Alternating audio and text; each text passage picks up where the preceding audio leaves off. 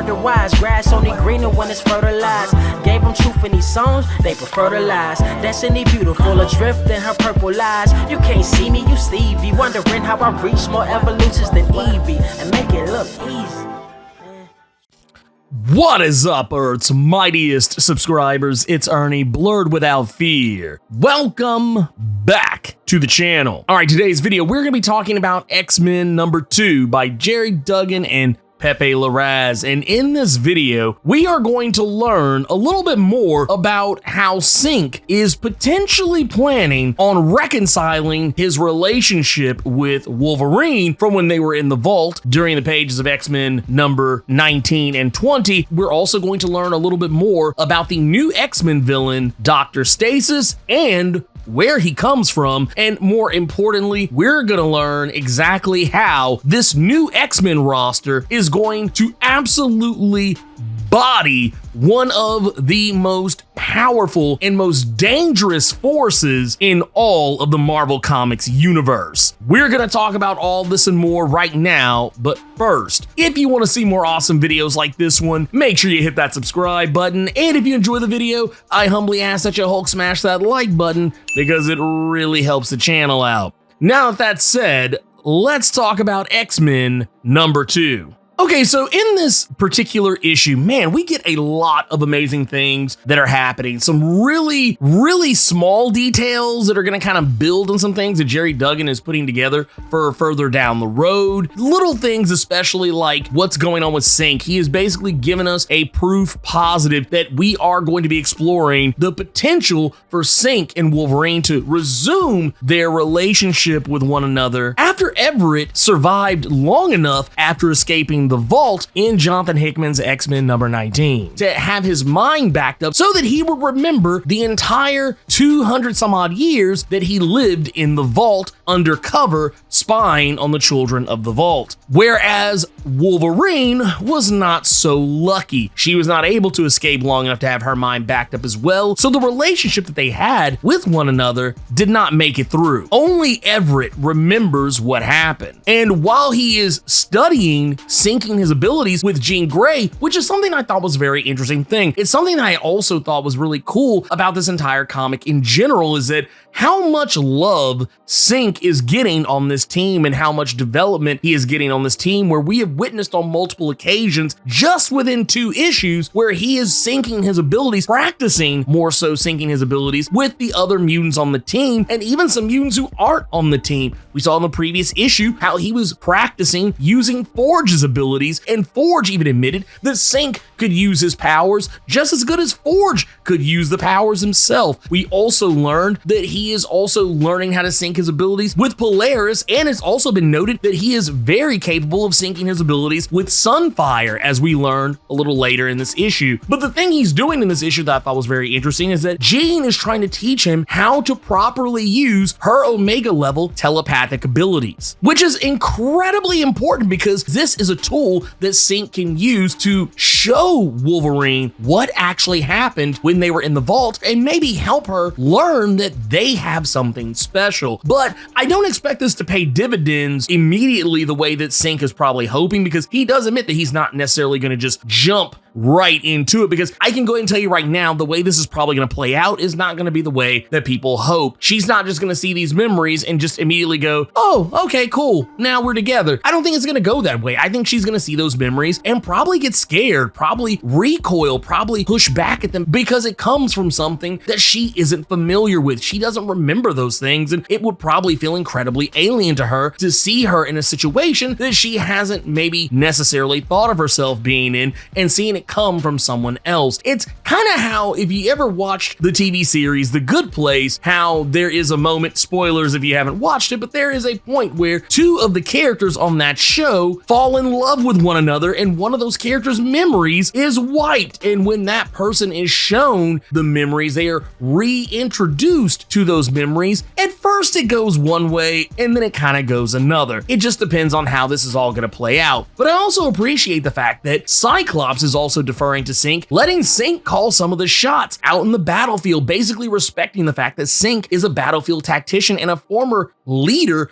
of Generation X, as well as being the leader of a field team mission infiltrating the Children of the Vault for hundreds of years. Cyclops is actually putting genuine respect on Sync's name in this comic, and I am here for it. The other thing that I wanted to talk about in this issue is the origin of the character Dr. Stasis. This is something that you kind of have to jump back to the end of the book to really get into, but I found what we learned about him no less haunting. The fact that this guy literally, as we see him in this particular scene where, once again, we have not seen this man's face. We have only seen the mask that he wears, some kind of a helmet that maybe this is something that he uses to protect himself from psionic infiltration, or maybe it's just for something else. Maybe it's for looks. I don't know. The point of the matter is that we see him and it looks like he's spending time with his family, only maybe this isn't his family, because while the wife of the household, while she mistakenly cooks something that she realizes he doesn't like, he seems to just let it go, telling her to sit down. It's not that big of a deal, and even having his own son recite something that he says all the time, saying that when things go wrong, tomorrow is a new opportunity to be perfect. And it seems like this whole thing is just going to be let go and dropped. And then all of a sudden we see both the wife and son completely drop dead in the middle of their food, and then out of nowhere, this mutant-like creature appears, and suddenly we realize Dr. Stasis is reading up on files about the Orchis base where Mother Mold was and the death of Cyclops. Now, we learned in the previous issue Dr. Stasis is incredibly hyper-focused on the death of Cyclops because he's trying to understand how mutants are resurrecting, and during this little letter that we see that's directed towards Orchis, we realize that this is a guy who is working with Orchis. This is somebody who, at the very least, used to work for Orchis, or still is, but is working from a different branch. We don't really get any hardcore ideas on all of this, but he is sending a letter out that is, for all intents and purposes, going towards all of the heads of Orchis, those being namely Henry Peter Gyrick and Dr. Devo. And what we're learning here is that, yes, he is doing even more digging into Cyclops more specifically. The reason why is because he's actually studying the DNA and the autopsy reports from Cyclops from the House of X suicide mission in House of X number 4 and 5, where the team had infiltrated the Mother Mold base and all of them were killed. They were able to get some of the DNA back. They were able to retrieve certain bodies from the X-Men that were killed, and probably the ones that were the most likely were characters like Penance and Cyclops, maybe potentially Jean Grey. I would highly doubt they were able to get their hands on anyone like Mystique or Wolverine or Nightcrawler, based on the nature of their deaths. It is stated that some of the bodies were unretrievable. But what we're learning here is that we're learning that Dr. Stasis has done his homework, even noting that when he studied Cyclops' DNA, his DNA is carbon dated to match up with Cyclops' actual birth year, basically making it clear that this isn't some kind of exact cloning operation, that maybe they're manipulating time. This is showing us that the humans are starting to understand a lot more about the resurrection protocols, as we already know about them as readers, because we know from House of X number 5 that the character Tempest is the one who is actually aging up the bodies to match the age that they should be when they're resurrected. And of course, Proteus is also playing a little bit of a role in there as well. But what they're really referring to here is the character Tempest, whose powers allow her to manipulate time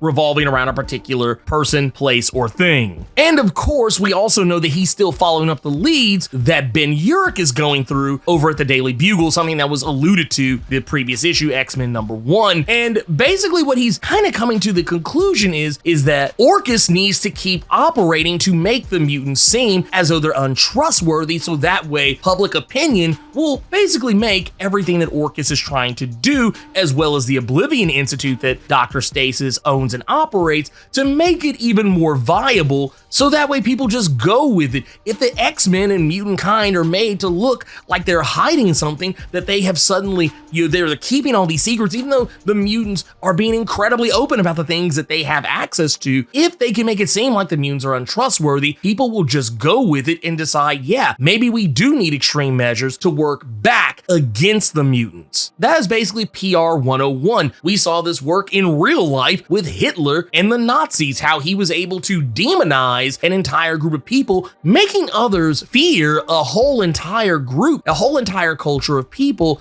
And this is what allowed him to, for all intents and purposes, turn an entire country against them, in regards to how he turned pretty much all of Germany against Jewish people. This is how you do it. You make them seem untrustworthy. You make them seem as though they're hiding something, that they should be feared, that they are dangerous. And that is how you get an entire group of people to just go along with whatever it is that you are suggesting, because they're just going to say, hey, if these guys are a threat, we need to get rid of them, so let's just do it. It actually happens more often in reality than most people even think. I hate having to get away from Dr. Stasis because I do find this character incredibly interesting for a character we've only seen a couple of times in just these two issues, and we don't really have even a whole heap of a lot to go on just outside of knowing that he's an incredibly callous human being. But neither here nor there. The whole point of this comic is that another new X-Men villain by the name of Cordyceps Jones, who, the more I read his dialogue, sometimes I'm not sure whether I'm okay with it or if it is a little bit problematic, but it's neither here nor there. What I actually thought was really of note here is the fact that we're reminded yet again that the area that Game World exists in, once again, it exists between multiple black holes, which distorts time. So while they're running this casino style operation and sending this wave after wave after wave of threat towards Earth, in the time that it's taken, it's actually going to take months for all of the things that Cordyceps Jones is throwing at the X-Men to actually stick, at least on the X-Men side of things. But over on Cordyceps Jones's side of things, it's only taking a single evening. And to me, it makes everything that's going on even that much more interesting. But getting back to the whole beef with Cordyceps Jones, is that another character by the name of Kriv Yu of the Numari, he brings forth something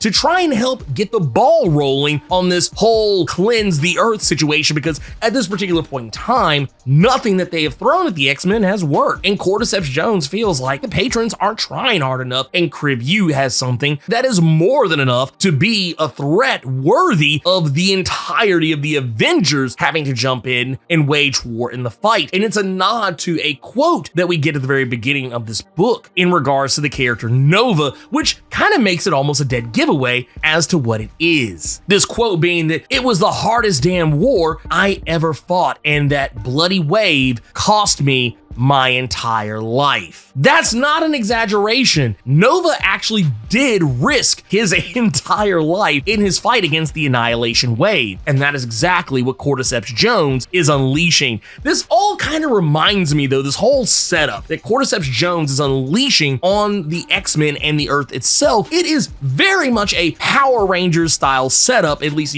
Mighty Morphin era, where you have Rita Repulsa constantly, day after day, sending in monster after monster until something sticks, which it never does. In this particular instance, the Annihilation Wave is sent and unleashed on the Earth. And the Annihilation Wave, for those who are unfamiliar with the Annihilation Wave, this is a force of darkness and void and just unimaginable horrors that was created by Keith Giffen and Scott Collins in Annihilation Prologue #1 back in 2006. Now, in its initial appearance, it was basically a mixture of both this armada of ships that numbered in the thousands and this nigh on infinite army of what can only be described as mutated alien bugs that hail from out of the negative zone. And these creatures, this wave, is something that not only Nova has had to contend with, but so have characters like Galactus, Thanos, and Adam Warlock. The Annihilation Wave is so powerful that even Mr. Fantastic himself considers the Annihilation Wave to be a cosmic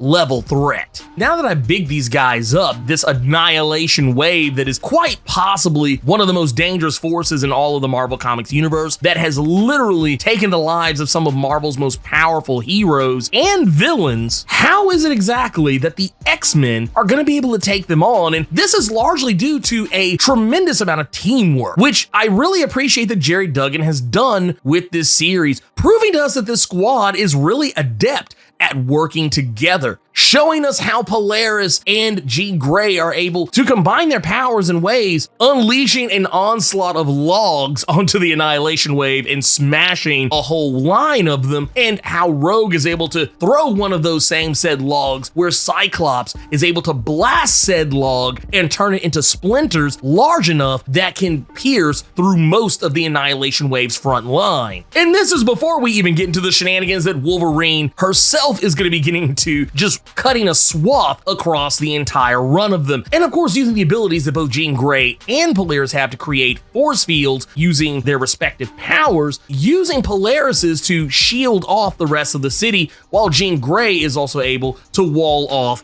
the Annihilation Wave itself, giving Wolverine and Rogue opportunities to smash as many of them as humanly possible. And this is all while Cyclops and Sunfire are also laying waste to any that try and slip through the cracks. And this is where Sunfire is probably the most useful character in this entire book, showing off his power to, for all intents and purposes, be a living star, unleashing a wave of heat and fire that completely vaporizes the entire Annihilation Wave. And this is all not before Jean Grey and Polaris infiltrate the wave and learn the truth about where it came from. Now, they don't reveal exactly where it came from themselves, because we already know it came from Cordyceps Jones and Game World, and Jean has not yet necessarily told anybody what this is, but they are going to take the time to celebrate because humanity just got saved by mutant kind. And this is where I go back to talking about Dr. Stasis and what he's trying to do. He's trying to discredit Krakoa. He's trying to discredit mutants. But as long as the X-Men keep doing stuff like this is the type of stuff that helps combat that. This is the sort of activity that Cyclops and Jean alluded to wanting to get back to during Ten of Swords, where they talked about how they wanted to actually be out there helping the world, helping humanity, and showing humanity that the mutants are still the good guys, which is a narrative I feel like technically should not have to be explained, but it's one of those situations where, yes, the people in the Marvel Comics universe, the humans in that universe, they feel that the X-Men have become bad people, that they're going to become dictators, they're going to take over the world, they're no longer the good guys, which sadly is a narrative that even the comics readership, at least some of them, a small vocal minority of them, have also taken up, because this is what happens where, to use wrestling terminology, this is what happens when so-called smart fans are so smart, they don't even realize when they're being worked or when they're getting caught in a shoot. Just because they're smart fans don't mean that they're actually smart. And I love the fact that humanity embraces these mutants because they literally just saved their lives. They invite them to have some Kansas barbecue, something that Sunfire seems incredibly keen on doing. And we even learn a little bit about why Sunfire wanted to be a part of the X-Men. There's a little bit of character development here for a lot of these newer characters we don't typically see on the X-Men, granted of which there are only really two, those being Synch and Sunfire, but I felt like Gerry Duggan did a very good job of spending some time with these characters, even if it's not an entire book, or even if it's only a couple of pages. We're learning more about their motivations, why they're there, why this is all important, and I couldn't be happier with it. But that said, if you enjoyed this video, Hulk smash that like button and make sure to share it all over the internet and with all your friends so they'll know how you leveled up your comic book big brain in regards to Gerry Duggan's X-Men. On your way out, make sure to hit that subscribe button and let me know what you thought about X-Men #2. Keep it plus ultra and sound off in the comments.